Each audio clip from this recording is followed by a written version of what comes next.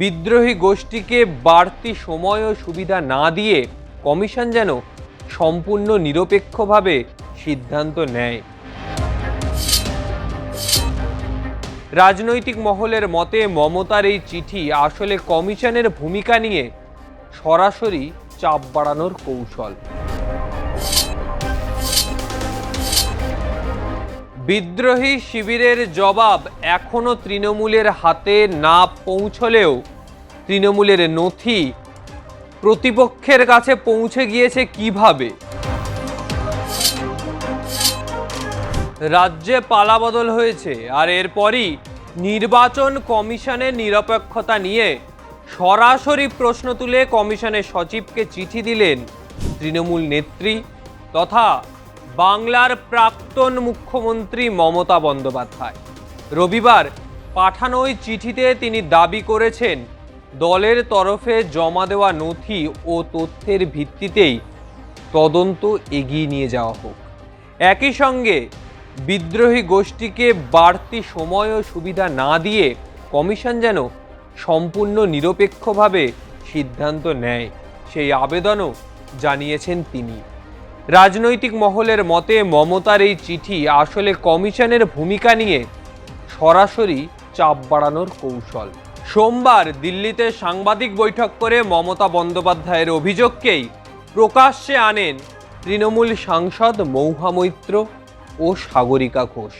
তাদের দাবি তৃণমূল কংগ্রেস দলটির প্রতীক ও তহবিল কার হাতে থাকবে তা বিচারের জন্য মমতা বন্দ্যোপাধ্যায় ও নবগঠিত ঋতব্রত বন্দ্যোপাধ্যায়ের শিবিরকে নির্বাচন কমিশন 6 জুলাইয়ের মধ্যে জবাব দিতে বলেছিল।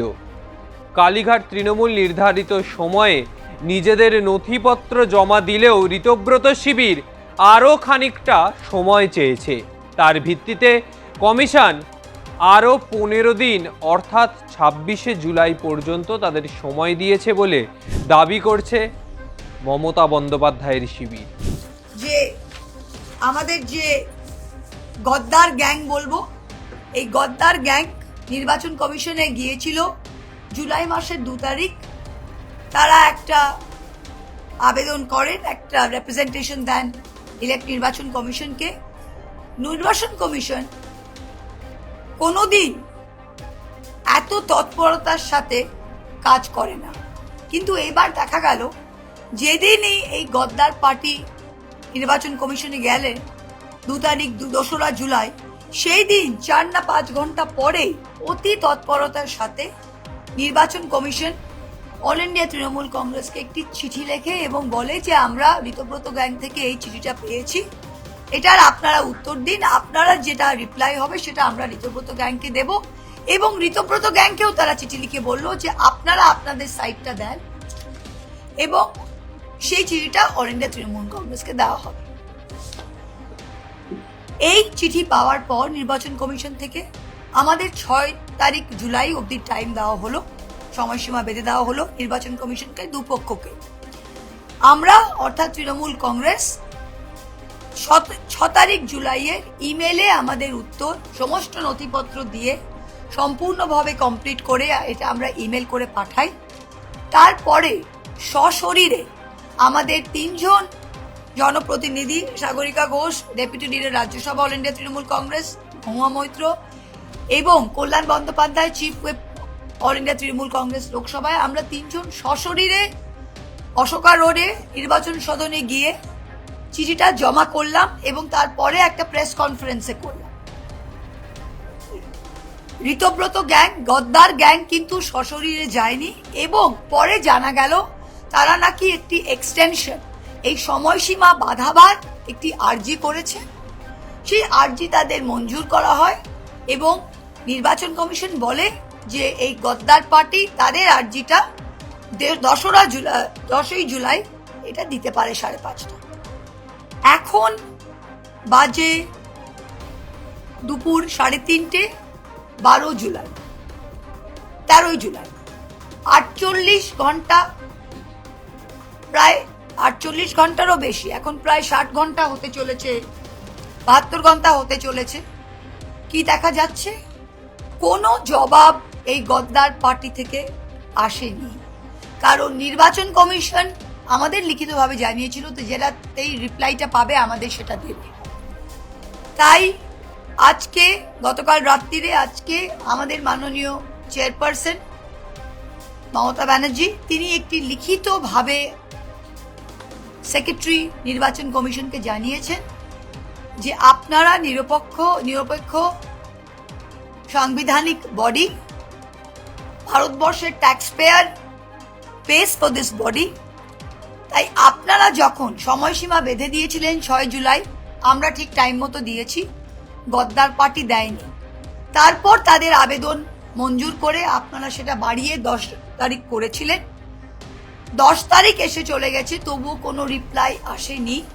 তাই এখন in the interest of fairness এখন কিন্তু কেবল অল ইন্ডিয়া তৃণমূল কংগ্রেসের যেই রিপ্লাইটা, যেই জবাবটা, যেই নথিপত্র আমরা দিয়েছি, কেবল সেটার ভিত্তিতে ইলেকশন কমিশন, নির্বাচন কমিশন যেন তাদের ইনকোয়ারিটা কমপ্লিট করে।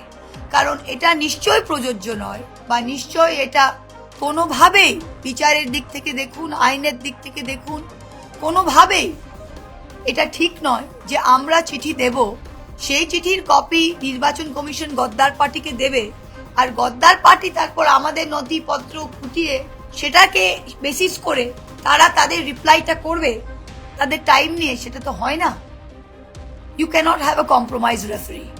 We have a compromise referee, but please, we are asking for the compromise referee not to be so openly compromised. এতেই আপত্তি মৌহা সাগরিকাদের।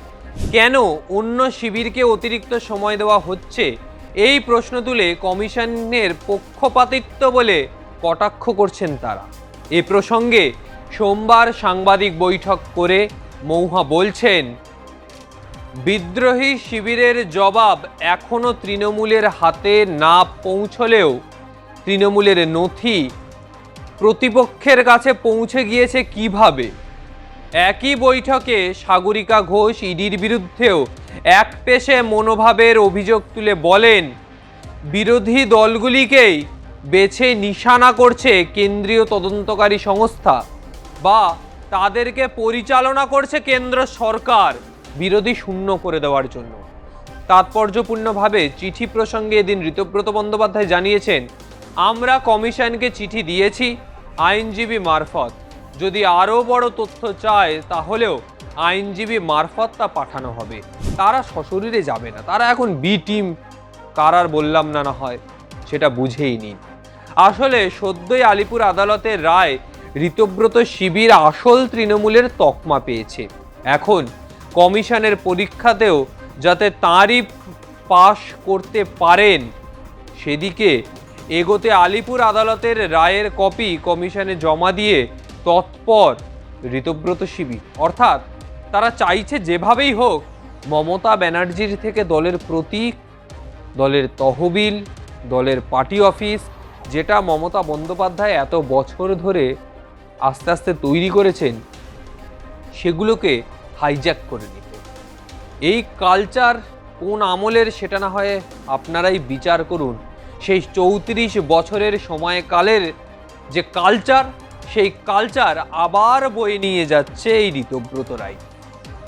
মমতা বন্দ্যোপাধ্যায় যিনি দলটা তৈরি করলেন, তার কাছ থেকেই দলটাকে হাইজ্যাক করতে চাইছে ঋতব্রত।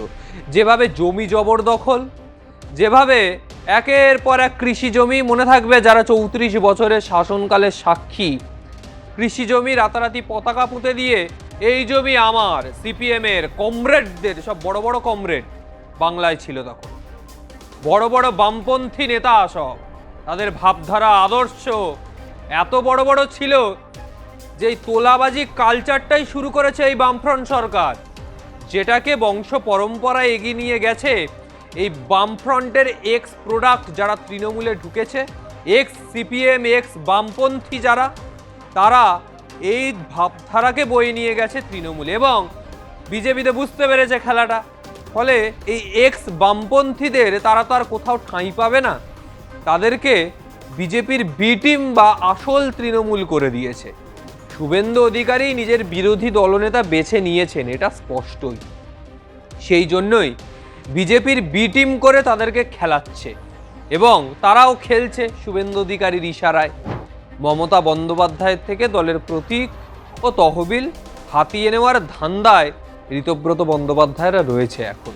আর এইভাবেই বাংলার রাজনীতি এখন বহমান স্রোতে এগিয়ে চলছে। কি করবেন আগামী সময় মমতা ব্যানার্জি? যেসব এক্স প্রোডাক্টগুলোকে সিপিএম থেকে নিয়েছিল টাকা দিয়ে কিনে, তারাই এখন পিছন থেকে ছুরি দিয়ে চলে যাচ্ছে। এটাই এদের আসল চরিত্র, সেটা বুঝিয়ে দিচ্ছে। সুখের পায়রা যে এরা সত্যি, সেটা বোঝা যাচ্ছে। যথেষ্ট কড়া হাতে এই সমস্ত প্রাক্তন তৃণমূল বলার থেকে আরও ভালো হবে প্রাক্তন সিপিএম, যেগুলো তৃণমূলেরও ক্ষতি করেছে এবং আগামী সময় বিজেপিরও ক্ষতি করতে পারে, সেটা বুঝতে পেরে মুখ্যমন্ত্রী শুভেন্দু অধিকারী তিনি দলের দরজাটা বন্ধ করে রেখেছেন এইসব এক্স বামপন্থীদের থেকে। কারণ এইসব জিনিসগুলো এমনই যেখানে থাকবে সব আশেপাশের জিনিস নষ্ট করে দেবে। সেই জন্যই এই পরিকল্পনা নিয়েছেন তারা। এবার দেখার আগামী সময় দলের প্রতীক, পতাকা, দলের পদ, সাংগঠনিক দায়িত্ব কার হাতে থাকে তৃণমূলের। সামনে 21শে জুলাই মেগা সমাবেশ।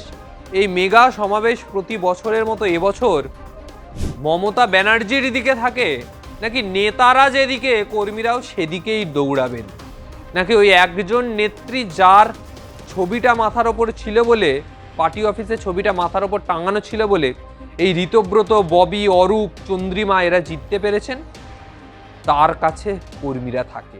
সেটাই এখন দেখার আগামী সময়। ফলে আজকের মতো বিদায় নিই। ভিডিওটা ভালো লাগলে অবশ্যই লাইক, কমেন্ট করুন, চ্যানেলটি সাবস্ক্রাইব করুন, আপনার মতামত জানান। আগামী সময় আর কোন কোন বিষয়ে ভিডিও দেখতে চান অবশ্যই জানাবেন। নমস্কার।